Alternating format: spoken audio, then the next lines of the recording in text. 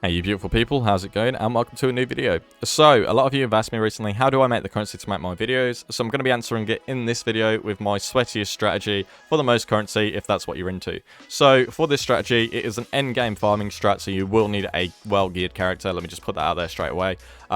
Preferably a headhunter, if you have one, will probably carry your build. I don't use one just because my character is so damn strong. Big flex, lol. But yeah, so getting into the strat, what I'm doing is Nemesis farming still in 3.15. It is still viable, and it's a lot cheaper than it was in 3.14, which is great. At least at the time of recording. If this blows up, you know, maybe not. So let's go ahead and show you why. So Nemesis is on the map device now, so you no longer need to roll Nemesis on the maps. That basically means that you can now roll Beyond on the maps instead. And rolling Beyond on the maps means, you know, more mobs, more money. So because of this, we are now going to be doing it in Glennick. Also because they nerfed the Harbingers and stuff in Valdos, and they moved all the good maps out, and it kind of sucks. Over in Glennick, where we're rocking now, we have Canyon. So yes, it's Canyon Nemesis. What an original idea. So yeah, basically, you're going to be able to roll Beyond on the maps, and then the area of Glennick has Beyond on the Atlas passives as well. 3% chance over here. Basically more demons over here and more money from the demons over here, which is really great. And then I also take the strongbox nodes just in case you're wondering what to take after that, just because if you want to slap ambush scarabs on, this is very, very good. You could drop this node as well for these legion encounters over here. But yeah, so those are the passives that I'm going with, and the Watchstones that I'm using are also 1% chance to attract monsters from the Beyond. So you know, you pair this with secret stones, you're looking at a 3.75 with 3 of these. And then I'm also using just a unique Watchstone from Cirrus, which people are rolling Nemesis monsters drop additional basic currency on. And they are selling these on trade for 70c. If you're wondering why they are so cheap, it's because people are trying to roll the Sacred Grove, and this is just basically collateral that they sell when they roll it. So these are 70c, they're very cheap, and there is a lot of them at the moment. I've hoarded these, I have about 18 of them left over, which covers about 72 maps. So yeah, this is definitely... pick some of these up because it's just so much easier than trying to roll it yourself with Sextants, and it's just so cheap. So yeah, that's pretty much what you're looking for on this little region here. As for the Uncharted Realms, you only need really 4 passives. You just want Secret of the Stones and the Enduring Influence. Also, the third passive, Close Allies, would also be good, and maybe the Awakening level would actually be pretty good as well. But yeah, that's basically what you really want, just Secret Stones, Enduring Influence. This buffs your Beyond modifiers up by 0.25, so 1.25 per 1, total of 3.75. If you had 4, it would be 5%, but then you'd have to roll your own Sextants as well, which would, you know, cost you more in the long run. But it may turn out to be okay.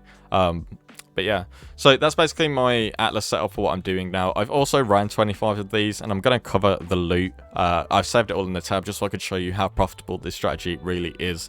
So if I come over here and I jump straight into my tab over here, we have, this is from 25 maps that I've ran. I'll break down the time investment and the loot itself into the total turnover and whatnot. Chaos per hour, whatever you're interested in. So let's get to it. First thing that stands out, obviously, 17 raw exalted orbs in 25 maps, by the way. 25 maps is insane. If you was to do this on like 4 or 5 man quant, you'd probably get a mirror. I'm not gonna lie. It's pretty nutty. So 37 divine orbs, chaos orbs, alterations, stuff like that. You know, it's just tons of raw currency, which is great because you won't have to sell it. And unlike in the Valdos era, we'll call it, you don't have to pick up as much, so it doesn't feel as bad, I'm not gonna lie. I did a 50 map Canyon last league, and I think I had something like 20,000 raw currency to pick up, which was quite insane. But yeah, this definitely feels a little bit smoother than the Valdos from last league. Also, we have quite a lot of map drops from 25 maps, over 100 maps sustained, so pretty mental stuff over there, as well as a Simulacrum splinters, fossils, scarabs, stuff like that, you know, all that good stuff. So yeah, it's really good, it really adds up, and I'll cover the costs, I'll show you my scarabs and what I used and whatnot right now. I put it onto a spreadsheet for a little breakdown over here. So, we are currently 25 maps ran, Nemesis plus Beyond Canyon maps. The Nemesis modifier costing 800c for 25. Nemesis Watchstones times 7, 70c each, 490 chaos for those. Those will be one of your most expensive investments, basically. Rusted Metamorph, Polished Harbinger, Polished Breach, and Gilded Elder. I'm not even using fancy scarabs for this. I'm not even using Winged or anything. So, not too expensive. 125 for the Harbinger, 100 for the Breach, 75 for Gilded Elder. Gilded, it for some reason, is just cheaper than the other ones. And then we have Metamorph over here as well with, you know, 1 for 1, which is very cheap. and 25 delirium orbs. The cheapest one is the decadent, which is the Perandus one, and those are about 20c each, so 500c for those at the time of recording. Might go up a little bit after this, I don't know. And at the current rate, it's 1x equals 134c. Time investment wise, this took me 7 hours, which might seem like a lot for 25 maps. It's probably because I don't have a headhunter. If you have a headhunter, I reckon you could cut this down by about an hour maybe, or maybe 2 hours, depending on how quick you are. Also, if you invite someone to loot for you, you'll also knock some time off of it. So, getting into the raw currency drops. So, total investment was 1,765 chaos. So, my raw currency on its own is 6,285, which is, well, let's face it, that's just insane. So, yeah, we've just straight profit from currency, needn't worry about anything else. Exalts, 17 of them is 2,304 chaos, which again is insane. Divine orbs, 444, which is nice, and there is a way to target farm these that I'll cover in a minute. Chaos orbs, 694, insane. A lot of alterations and fusings and alchemies. You don't really have to pick alchemies up if you don't want to, but yeah, alterations and fusings definitely add up. There's loads of them. Sextants, you'll probably sustain sextants since you're not going to be rolling you know, the Beyond, not the Beyond, sorry, the Nemesis yourself.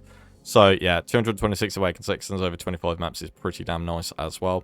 And after that, nothing too special to talk about. We got 12 Unmakens for 96 Chaos at 8c each. So, 6,285 Chaos in total on raw currency. After that, we have stuff like maps, logbooks, blighted maps, simulacrums.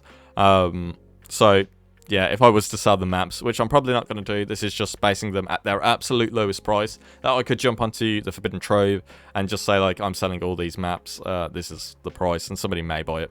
But I'm probably not going to sell them myself, I'll just keep them. But this is how much they're valued at, 960 Chaos. And then, etc. stuff, just basically Scarabs, Fossils, and Catalysts. I'm not going to put each an individual one because there's not that many.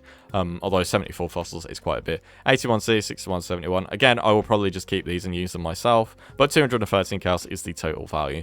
So, doing this strategy within 7 hours, which is about, you know, if you absolutely know life it up, you can do it in a day. I did this over, like, I did some yesterday, I did some today.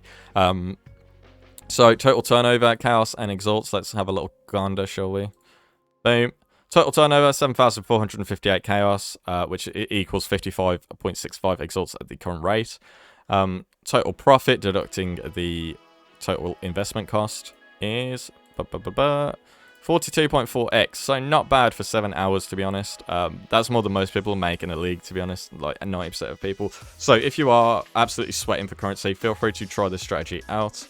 Chaos per hour and chaos profit per hour, because those are different.